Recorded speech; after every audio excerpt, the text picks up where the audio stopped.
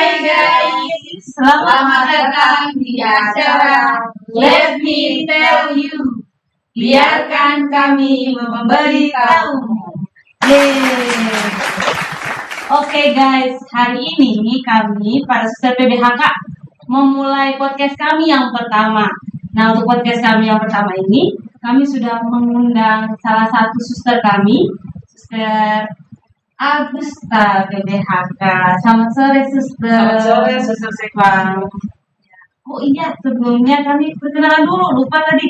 Nama saya Suster Sevalia PBHK Dan saya Suster Gracia PBHK. Sebelum kita masuk nih dalam pertanyaan-pertanyaan, ini mau ditanya apa nih, Suster? Kami mau tanya berat-berat. Iya, Suster. Oke. Suster, ini Suster aslinya dari mana nih? Saya asli dari Flores. Kelihatan deh. Iya, keringnya kelihatan. Flores, guys. Flores guys. Oke, kan Suster sekarang ini tugasnya di mana? Saya sekarang ditugas di TK Bunda Hati Kudus di Bogor, Kota Wisata Bogor. Kota wisata. Wah, jauh nih dari kota wisata datang untuk kita, teman-teman. Nah, Suster kok udah di PBHK ini udah berapa tahun? Saya kalau hitung dari mulai kaur berarti sudah 27 tahun. Wah, Kalau sekali dari postulan ya tinggal ditambah 3. Ya, 30 tahun kan. 30 tahun, luar biasa. 31 tahun dan aspiran. Jadi dengan kami sepertinya ini anak-anak ya, karena baru Oh, betul. 2 tahun, saya baru 2 tahun. Kita Anak usia anak-anak kan ya, ya, atau usia anak. Usia anak. Ya, terima kasih udah mau datang untuk ya sedikit berbagi dengan kami dalam bincang-bincang kita sore ini. Ini Suster, kita kan ini masih baru ya Suster, baru berapa tahun di penjara begitu. Kami ingin tahu kehidupan kaurnya Suster itu seperti apa dalam penghayatannya selama ini, seperti apa? Kalau bertanya kaur ya, itu pilihan hidup ya. Kalau pilihan hidup sudah menjadi suster, ya konsekuensinya berkaur ya. Kalau pilihan hidup berkeluarga, ya konsekuensinya ya menikah. Kalau mau pilihan berkeluarga. Jadi pilihan hidup saya adalah jadi suster. Kalau bertanya tentang kaur, sudah sekian tahun saya tidak mungkin berbicara hal yang sulit yang tidak bisa saya hadapi lagi ya. Sudah maksudnya usia ini. Tapi bahwa apa yang saya janjikan pada waktu profesi atau kaur pertama kali, itu yang coba saya hidupi dalam susah, dalam senang, dalam suka duka, kesulitan dan kemudahan. Tapi bahwa dengan prinsip saya sudah mengucapkan, berarti saya konsekuensinya saya menghidupi. Dan itu justru yang membuat saya hidup sampai saat ini dengan panggilan saya sebagai suster. Karena saya sadar, pilihan saya itu tidak membebaskan saya dari segala kesusahan. Justru pilihan itu membuat kita menjadi terangkat semakin hari semakin terangkat. Seperti itu. Tapi itu tadi karena saya berpegang pada apa yang saya katakan dan saya mau menghidupinya dengan pilihan saya, maka saya tetap bertahan sampai sekarang. Mungkin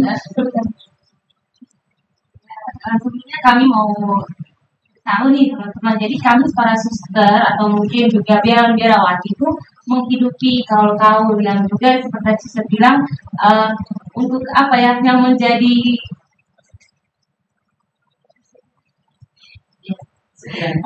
sarana kita untuk menjadi setia dalam panggilan Tuhan. Nah, kalau tidak salah ada 3 kaul nih. Yang pertama apa ya? Kaul ketaatan, kaul kemurnian dan kaul kemiskinan. Suster kan di pendidikan suster tadi kan sama anak-anak PHK. Nah, kaul 3 kaul itu gimana suster? Sama anak-anak misalnya. Kalau berbicara soal 3 kaul ya dalam kehidupan setiap hari, Paling saya akan memberi pelajaran kepada suster berdua ini. Oh. Iya boleh. Jadi anggaplah ini berdua sedang kuliah. Iya, belajar di sini. Jadi saya kalau bertanya, saya sudah cukup lama dari sebenarnya sebelum jadi suster saya sudah jadi guru. Dan itu saya merasa hidupnya saya itu memang ada di situ. Dunia saya ada di situ. Ya kebetulan setelah jadi suster penugasannya juga di dunia pendidikan ya. Jadi memang sejalan dengan apa yang saya rasakan hidup di dalam diri saya sebagai seorang guru. Kalau berbicara soal kemiskinan, sebenarnya kita suster biara-biarawati itu sebagai suster sebenarnya kita tidak miskin. Kalau ditanya punya gedung yang bagus, kemudian kalau dibilang kemana-mana kita punya kendaraannya sudah siap, kan? Kendaraannya ada, tinggal naik saja. Jamnya makan kita makan, jamnya kita misalnya kita mau rekreasi, ada fasilitas kita rekreasi, ada yang mau main kartu silakan, ada yang mau menyanyi karaoke silakan, ada yang mau main bumiko juga silakan, tapi ada yang mau TikTok kan ya juga silakan. Kalau bilang kita miskin tidak. Yang menjadi miskin itu justru ketika kita memiliki semua itu lalu digunakan untuk pelayanan kita untuk memudahkan kita melayani umat, melayani orang-orang yang dipercayakan kita, seperti saya di dunia pendidikan, memiliki sejumlah fasilitas yang memudahkan untuk melayani anak-anak. Sehingga semua apa yang kita programkan, apa yang kita sudah rumuskan di dalam program kerja itu, setidak-tidaknya itu bisa mencapai apa yang kita harapkan. Jadi fasilitas itu bukan merupakan kekayaan pribadi. Kalau saya pindah, yang menjadi miskin itu adalah ini. Ketika saya pindah, semua barang yang mewah itu saya tinggalkan. Dan menjadi kekayaan saya adalah, saya berangkat ke sana, saya tidak perlu berpikir lagi bahwa nanti saya mau bawa apa di sana, saya punya tempat tidur atau tidak, saya di sana punya makan atau tidak, saya sana punya selimut atau tidak, punya kasur tidak. Itu yang menjadi kekayaan saya. Karena di sana pasti ada. Itu. Jadi itu nilai kemiskinan justru ada di situ. Kita kaya tetapi kita tetap dalam kemiskinan karena kita tidak memiliki itu semua. Kita pakai untuk kebersamaan, untuk melayani umat. Itu soal kemiskinan. Jadi kalau di dunia pendidikan kita mau dikatakan bilang miskin-miskin sekali juga tidak. Karena kota wisata boleh dibilang sekolahnya tidak, ya maksudnya tidak menengah ke bawah sekali, tetapi bahwa kita ada di menengah ke atas ya. Lihat dari gedungnya saja mungkin orang pikir bahwa gedungnya kayak ini seperti apa ya kurang lebih di dalamnya. Itu kalau melihat gedungnya. Tapi itu tadi kembali lagi kita melengkapi semua kebutuhan di dalam dunia pendidikan maupun di dalam biara atau di dalam kongregasi itu untuk pelayanan. Supaya apa yang kita maksudkan tercapai itu. Apalagi di dunia sekarang kalau kita tidak melengkapi, maaf, dunia pendidikan banyak orang yang meninggalkan kita. Mungkin sama halnya dengan biara ya. Kan anak-anak kita bilang mau jadi susah tidak? Susah boleh TikTok lah di biara. No? Kalau di biara kita boleh nge-vlog nggak? Nah ini kalau kita hidupnya maksudnya kita berpikir, kami itu kemiskinan, kami itu ketaatan, kami itu mungkin tidak boleh. Maaf, jangan mengharapkan kita mencapai. Jadi harus pandai-pandai memang menggunakan teknologi, fasilitas yang ada demi pelayanan kita dan demi keberlangsungan sekitar. Itu dari saya.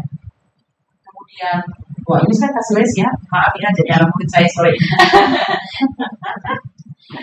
Terus yang kedua mengenai kaul kemurnian.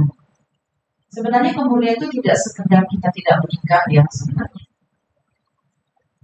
Kembali lagi di pernyataan saya pertama kali, risiko dan konsekuensi dari suatu ucapan yang kita janjikan di hadapan itu adalah bagaimana kita menghayati dalam suka dan duka. Jangan sampai ketika senang kita mau menghayati kaul itu, ketika kita tidak senang kita mengalami kedukaan, tantangan, cobaan, kita mengatakan saya tidak suka, saya tidak mau menghayati. Jadi semua itu melekat dalam diri kita. Apa yang sudah kita janjikan itu yang mungkin sudah lewat saya 27 tahun yang lalu yang saya ucapkan. Tetapi bahwa 27 tahun yang lalu itu justru menghidupkan saya sampai hari ini, menyadarkan saya tetap sebagai seorang manusia, saya harus mencintai orang, tapi cinta itu bukan saya memiliki orang itu. Kalau saya tidak memiliki cinta, bagaimana saya bisa hangat dengan orang, saya bisa memiliki keramahan dengan orang, saya bisa bekerja sama dengan orang, saya bisa hidup bersama dengan orang lain? Pasti tidak. Kalau tidak memiliki cinta.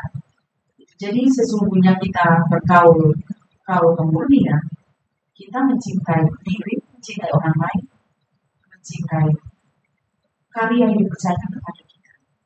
Tapi kita tahu bahwa kita ada di mana, dengan siapa, dan sedang apa. Seperti itu dalam penghayatan kita, sehingga apa yang kita janjikan itu tetap kita hidupi, berada di mana saja dengan siapa saja kita tetap bergaul dengan rasa hati yang enak, terbuka, tanpa ada rasa curiga atau rasa kita itu terkucilkan dari orang lain, atau orang itu rasa jauh dari kita, seperti itu. Jadi karena kita tahu bahwa kita bergaul bukan kita untuk membebaskan diri dari orang lain, kita kalau kemudian kita tetap bergaul dengan orang, dengan siapa, berada di mana, sedang apa, waktunya sedang ada di mana. Itu kalau kemudian. Jadi ada lagi ya, masih ada satu hal yang susah. Kalau ketaatan. Ini kadang-kadang kalau ketaatan itu, kalau kita berpikir untuk diri kita, pasti itu menjadi suatu kesulitan orang bertaat. Tapi kalau kita mengatakan saya hidup ini sudah saya janjikan, tidak perlu saya khawatirkan kalau dibutuhkan dengan wabah kemiskinan, ya sebenarnya bertaat itu sebenarnya tidak sulit. Kita beranggap kalau misalnya suruh pindah, jangan. Tapi kalau suruh pindah itu barangkali terlalu ekstrim, terlalu maksudnya itu perintah yang memang mau tidak mau lakukan. Tapi kalau yang hari-hari sebenarnya ada yang menuntut ketaatan dari kita. Ya misalnya ya kita sedang sakit, tapi karena kita rasa tidak enak, lalu kita memaksakan diri.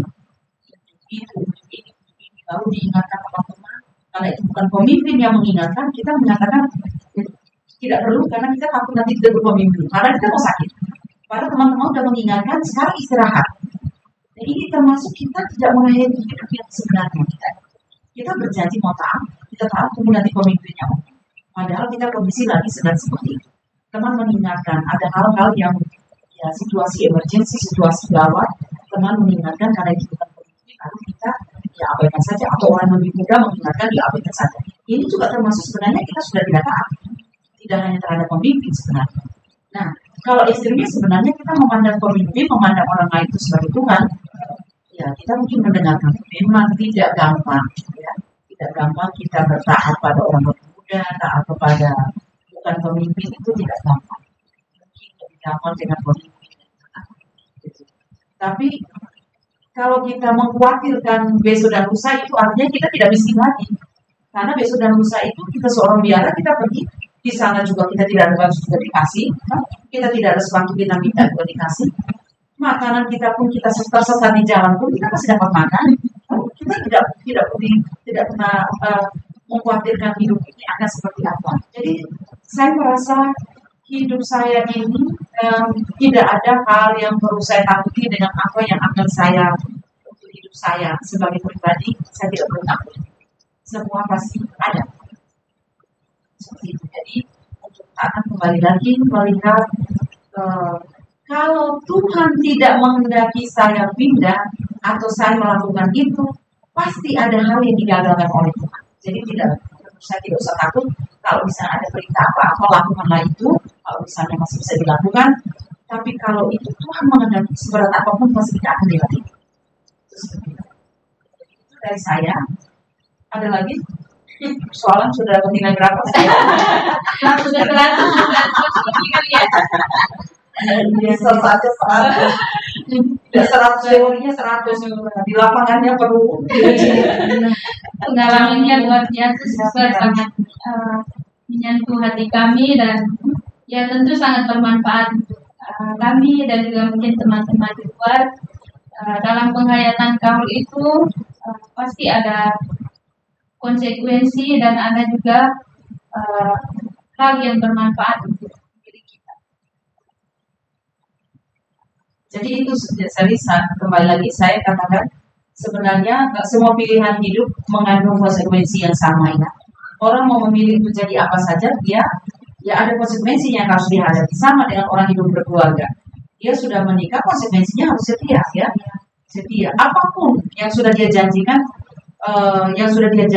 di hadapan Tuhan bahwa saya akan setia dalam suka dan duka. Ya. Bukan berarti dia sudah memilih pasangan hidup sudah bebas, tanpa godaan, tanpa kesulitan, tidak. Sama dengan kita sudah pakai baju susah, sudah berkaum, tidak pernah membebaskan kita dari kesulitan, cobaan, dan godaan. Itu mesti selalu dari awal kita sudah sadar itu. Tapi selalu ingat, saya adalah siapa, saya berhadapan dengan siapa, sedang berada di mana, dan waktu apa itu.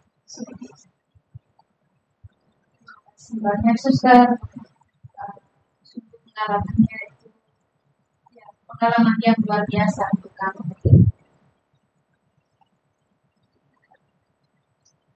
Masih ada? Sudah tahu nih mau tanya apa, Silakan. Kalau masih mau bertanya silakan. Yes. Jadi sebenarnya itu dari ketiga kaul ini itu saling berkaitan ya, Suster. Iya. Jadi kalau misalnya kita kurang menghidupi kaul kemiskinan, nanti kaul ketaatannya atau kaul kemuliaannya itu juga ikut kurung ya gitu ya.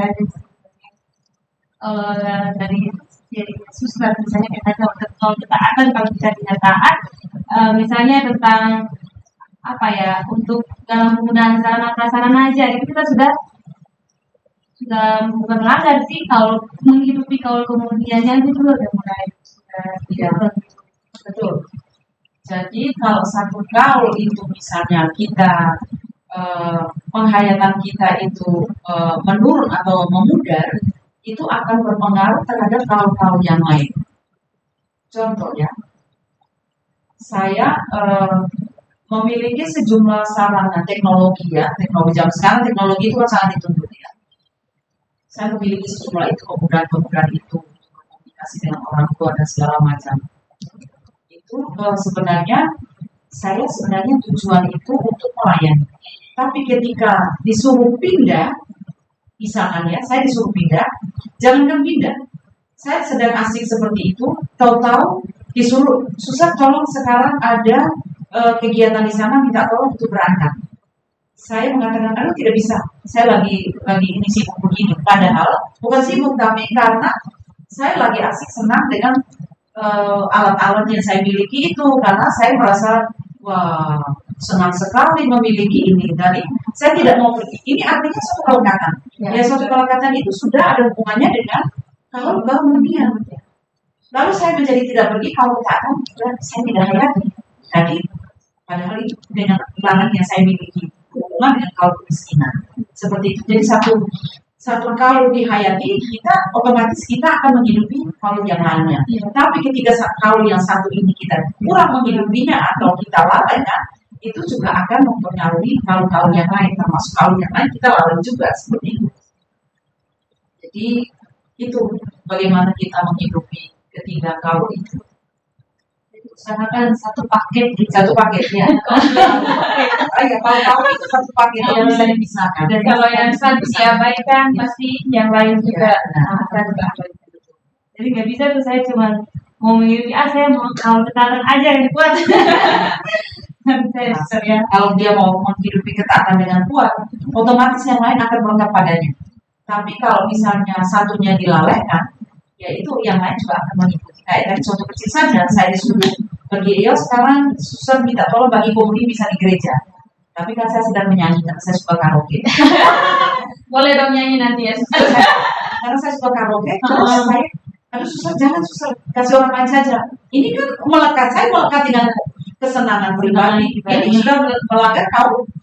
Kemudian saya lupa nilai pelayanan, padahal alat yang disediakan ini dengan maksud mendukung saya untuk lebih bersemangat di dalam melayani.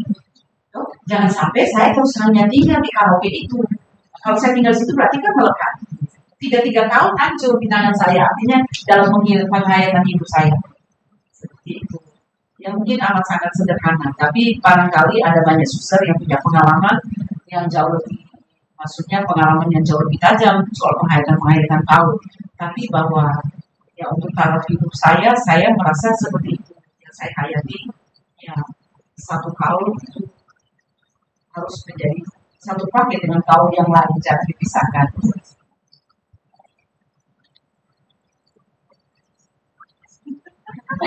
Ya, gimana, rasa berat atau rasa ringan?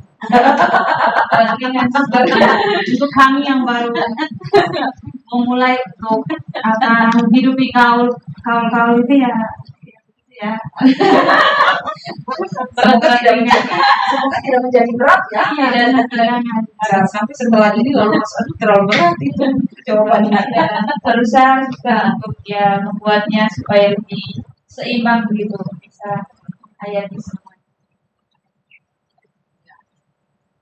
Jadi ada pasti ya apa ya, kalau menghidupi sesuatu dengan kegembiraan pasti lebih banyak sukanya ya suster ya.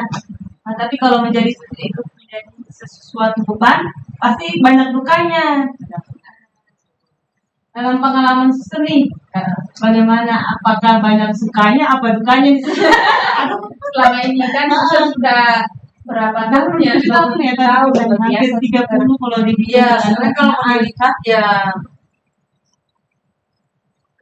banyak duka, tapi lebih banyak lagi suka. Itu yang luar biasa. Ini itu yang membuat suster kuat ya. Ya, betul. Bukan berarti tanpa tantangan tidak. Ya. Saya merasa Tuhan itu keras, ya. Tuhan itu keras. Kerasnya itu begini. Tentu saja masing-masing punya pengalaman yang berbeda. Kalau saya pengalaman hidup saya, Tuhan itu keras. Kerasnya kalau Dia mau, siapa yang bisa melawan? Tidak ada yang mampu melawan. Termasuk saya adalah orang yang tidak mampu melawan Tuhan. Saya sebenarnya tidak ada tujuan untuk masuk suster, ya maaf. Saya tidak pernah bermimpi menjadi suster, itu maaf, saya mau terus terang. Bahkan dulu sekolah kami, saya sekolah SPG, guru-guru kami itu sangat kooperatif dengan biara-biara. Setiap ada kunjungan suster, romo, bruder, frater, itu selalu mengumpulkan anak-anak untuk bertemu dengan semua satu sekolah itu, ribuan anak sekolah dimasukkan di aula untuk mendengarkan ceramah romo, bruder, suster itu. Tapi setelah itu disaring. Siapa yang ingin jadi romo, bruder, suster?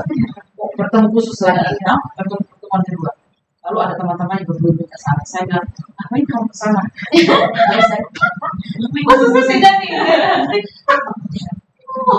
Lalu saya malah menertawakan, saya menertawakan teman-teman. Bahkan maaf ya, saya mengeluarkan kata-kata yang tidak enak teman-teman saya yang ikut promosi panggilan itu. Saya malah, ya memang ada kata-kata yang menurut saya terlalu keras untuk teman-teman saya.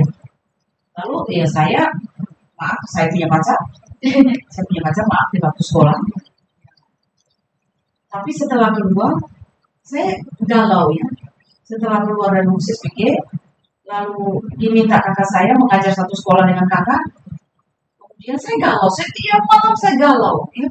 Galaunya itu bukan pingin untuk menikah, tidak. Karena punya pacar. Terus galaunya bukan pikiran yang sangat tidak menentu. Itu saya pikir, saya ini apa ya?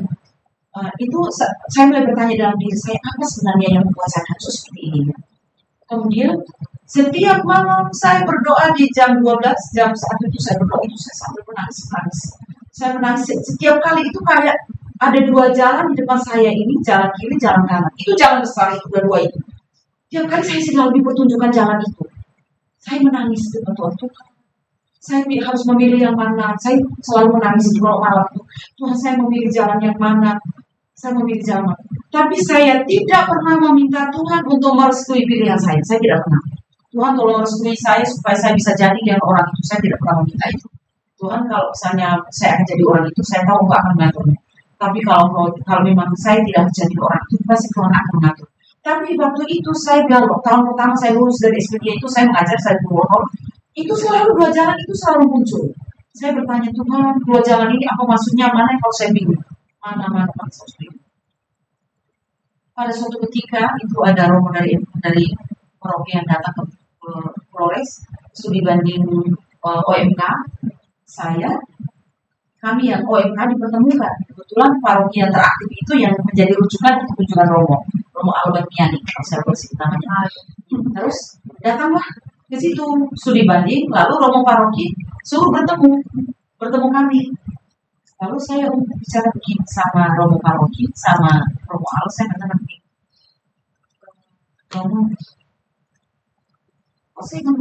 saya tidak mungkin jadi suster karena orang tua saya keras, pasti tidak akan mengizinkan saya, dan mereka sangat keras, tidak mungkin mengizinkan saya. Terus Romo paroki mengatakan begini, tidak apa-apa, nanti Romo akan membantu untuk mencari jalan keluar. Lalu Romo paroki mengatakan, atau mungkin Romo Alo bisa bertemu orang tuanya si Kevin. Lalu kita ngobrol, Romo Alo tuh langsung bilang, ya sudah, kasih tidak kasih sekarang membuat surat permohonan. Langsung ya. Lalu saya bertanya, Romo di Papua itu tarikan apa yang ada? Ya, tarikan Putri Bunda Hati Kudus, PBHK. PBHK itu apa ya? Putri Bunda Hati Kudus. Wah, namanya cantik. Nama yang sangat cantik menurut saya ya. Putri. Kata putri untuk saya itu saya kayak terkagum-kagum karena saya itu orang tomboy, hidup di antara laki-laki ya. Kakak-kakak kan laki-laki semua. Jadi kan saya tomboy. Ketika mendengar kata putri seperti, aduh cantik sekali, enggak yang manis sekali kata itu. Putri Bunda Hati Kudus. Udah, saya mantap. Tulis surat. Kami di Bangkok itu sampai kampus jam 2 baru pulang. Tapi pulang ke rumah kakak saya satu sekolah dengan kakak mereka sudah tidur, bangun pagi kakaknya tanya. Tapi kondisi di rumah kakak juga kondusif, artinya suasana yang dibangun dalam rumah itu suasana kepercayaan ya, sehingga membuat saya itu tidak pernah merasa dicurigai, merasa tidak dipercaya. Saya tidak pernah merasa seperti itu. Lalu kakak bangun pagi tanya, di mana tadi malam pertemuan dengan Romo yang dari Papua. Terus saya mengatakan, sudah kan saya tadi malam pulang jam 1 sampai di rumah. Terus ada kegiatan apa? Kakak tidak pernah, kenapa kau pulang? Tidak pernah. Orang tua kakak saya kalau saya pulang malam, pulang pagi tidak pernah bertanya. Ada kegiatan apa, ada cerita apa, seperti itu. Akhirnya saya bercerita. Kami tadi malam bertemu Romo dari Papua, membuat surat ini. Oke. Dan kakak reaksi yang pertama terdiam. Kakak juga termasuk tidak setuju. Itu tantangan yang pertama saya hadapi dalam keluarga. Karena memang cita-cita saya bukan dari kecil ya. Tapi saya merasa semakin kuat ya. Semakin kuat, kok arah saya kok semakin kuat ke sana itu. Bapak mama itu ketika saya bicara pertama kali itu, Bapak ditanya 2 jam tidak berhenti marah. Marah selama 2 jam tidak berhenti. Terakhir Bapak mengatakan, kalau mau masuk suster, masuk sini dekat-dekat yang Bapak. Bapak tidak mau pergi jauh-jauh. Terus saya bilang, Bapak kalau dekat-dekat saya tidak suka itu. Saya katakan, tidak suka yang itu. Terus tidak boleh pergi ke Papua, harus sini dekat. Terus Bapak malam saya tidak mengajar, tidak. Sampai pada akhirnya Bapak mengatakan, tidak. Sekarang pulang. Lalu saya pulang ke tempat pekerjaan tempat yang mengajar itu. Saya bertahan. Tiba-tiba suster dari Papua datang jemput. Yang menulis surat Langsung dijemput ya. Lalu saya mengharapkan saya tidak diizinkan oleh Bapak. Saya mengharapkan itu. Walaupun hati saya mau jadi suster, tapi karena saya tidak mau mengecewakan Bapak dan Mama, tapi tidak mau mengecewakan suster yang datang. Saya suruh suster sendiri mendengarkan bertemu sendiri orang tua. Akhirnya ketemu Bapak kok tidak mengatakan tidak mau, Bapak langsung mengatakan saya sangat susah. Itu bisa mengatakan Tuhan itu keras. Jadi Tuhan itu keras. Jadi suka dukanya saya bahwa saya mengatakan ya banyak dukanya, tetapi jauh lebih banyak suka. Karena kalau Tuhan mau apapun yang kita sulit akan dimudahkan Tuhan. Yang kita tidak mau diatur oleh Tuhan, Dia akan katakan, Dia harus buat dalam suatu hal. Itu pengalaman hidup saya seperti itu. Jadi kalau menghayati itu, melihat itu, jalan-jalan ini adalah jalan-jalan Tuhan. Jangan pernah meminta restu dari Tuhan akan apa yang kita akan kecewa. Tapi mintalah Tuhan mana yang harus saya pilih, mana harus saya ambil. Itu yang harus diminta. Dan itu yang selalu saya minta kepada Tuhan. Saya tidak mau meminta Tuhan, saya sudah mau begini, saya harus begini, tolong ini direstui, tidak. Kecewa karena Tuhan tidak akan begitu. Tuhan, saya minta hari ini supaya tidak hujan karena kami ada acara di Gramin. Tuhan kasih hujan, kita kecewa. Tapi Tuhan berilah cuaca yang baik. Hujan itu ada cuaca yang baik, Tuhan. Itu seperti itu. Jadi itulah suka duka yang saya alami. Jadi saya mengatakan lebih banyak suka karena itu. Saya mencoba melihat itu adalah jalan-jalan Tuhan. Semuanya itu akan dimudahkan, tidak akan pernah disulitan oleh apapun. Pengalaman yang luar biasa. Memang pengalaman panggilan Tuhan itu unik ya Suster. Ya, betul. Kadang apa yang kita harapkan itu Tidak terjadi. tidak terjadi. Justru apa yang tidak kita harapkan itu Itu yang terjadi. yang terjadi. Betul. Tuhan itu luar biasa Suster. Benar. Luar Jadi biasa. ternyata suster ini dulu sempat ya tidak ada keinginan seperti suster ini. Tapi ternyata panggilan Tuhan itu ya tidak disangka-sangka malah Malah jadi susah. jadi suster, dan bahkan sekarang sudah oke suster. Tentu kami merasa sangat sangat bersyukur karena dari sharing-sharing suster ini kami yang masih muda-muda ini Betul. Kayak kami. Jangan hanya melihat susahnya, tapi Iya. bahwa jauh lebih banyak yang senangnya. sebenarnya Iya. asalkan tidak Iya. setengah-setengah mungkin kau jadi harus satu paket ya kalau Komplit lah. Ya. Satu hal lagi, kita sendiri yang mewajibkan diri, bukan orang lain. Ya. Setiap apapun kita yang mewajibkan diri dalam penghayatan itu. Jangan sampai karena saya dipaksa, karena saya ini tuntutan kau, saya melakukan itu. Tapi saya selalu mewajibkan diri. Yang mau doa itu doa bersama, kita mewajibkan diri. Mau hadir di komunitas, kita mewajibkan diri. Jangan sampai karena ini ada kau, karena ini ada itu. Tidak. Selalu mewajibkan diri dan karena kita yang mengucapkan. jadi selalu mulai dari diri sendiri. Memang Ya. orang lain ada untuk Ya, asing, betul. tapi kalau muncul dari diri sendiri itu akan jauh lebih enak, jalannya lebih ya, jadi iya lebih happy, happy-nya tidak karena Tahan bantingan. Iya suster, jadi kami mengucap terima kasih untuk suster yang sudah mau hadir di bincang-bincang kita di apa tadi caranya? Let me tell you. Terima kasih banyak suster. Oke, sampai di sini dulu acara Sharing kita pada sore hari ini. Nanti minggu depan akan ada lagi sharing dari teman-teman kami lainnya. Entah itu suster senior nanti atau junior juga bisa ya. atau bahkan yang masih di pembinaan mungkin sedikit lagi. Kalau ada yang mau sharing di sini juga boleh teman-teman di luar. Nanti kalau kita mengundang lagi mau ya suster ya. Oh, bisa. jangan Dengan tema yang lain, karena ini kan biasanya tentang kau nih. Kalau kita mengundang tema lain mau ya suster ya. Oke, terima kasih yang sudah mau Baik. mampir Kasih di juga. channel kami. Ya, jangan lupa like, comment, dan Subscribe. Share. share. bye-bye. Bye-bye. See you. Terima kasih. Bye-bye. Kasih suster. Terima kasih. Terima kasih.